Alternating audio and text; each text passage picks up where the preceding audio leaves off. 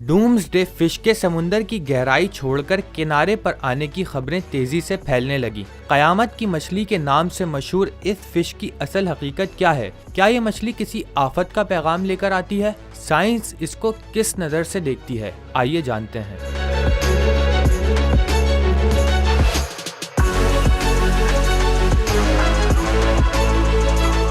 कयामत की मछली दरअसल एक नायाब समुद्री मखलूक है जिसका असल नाम ओआर फिश है। इसकी लंबाई 11 मीटर तक हो सकती है और ये चमकदार सिल्वर रंग की होती है, जिसकी वजह से ये नजर आते ही खौफ की अलामत बन जाती है। जापान और फिलिपाइन में एक पुरानी रिवायत है कि अगर ये मछली पानी की सतह पर नजर आ जाए तो ये किसी बड़े खतरे, ज़लज़ले या सुनामी की अलामत होती है। साइंसदानों का कहना है कि ओआर फिश आमतौर पर गहरे समुद्री पानी में रहती है, लेकिन जब समुद्र में किसी भी वजह से दबाव या दर्जे हरारत तब्दील होता है तो ये सतह पर आ जाती है। ये मछली खुद किसी कुदरती आफत का सबब नहीं बनती, बल्कि समुद्री माहौल में होने वाली तब्दीलियों का इशारा दे सकती है।